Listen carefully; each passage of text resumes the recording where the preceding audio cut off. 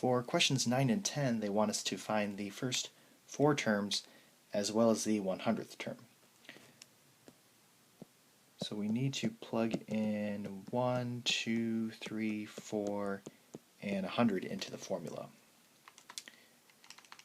So make sure that you have the right parentheses on your calculator. Make sure that the exponents are in the exponent.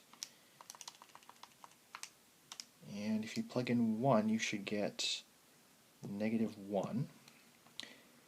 I like to press second enter on my calculator, and it brings back up my previous entries. And then you can just replace the 1 that you plugged in now with a 2. And it saves you a little bit of time. And we get -5. If you plug in 3, you get +15.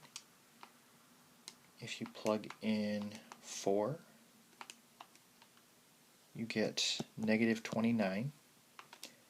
And if you plug in 100, when you plug in 100, if you're recalling your history, you have to use the insert button because 100 has 3 digits and all the other ones just had 1 digit. And if you don't, it'll overwrite whatever's next to it. So,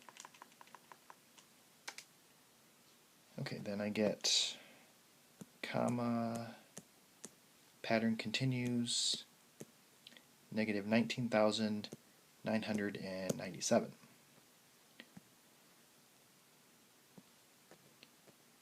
For number 10, I'm doing the same thing.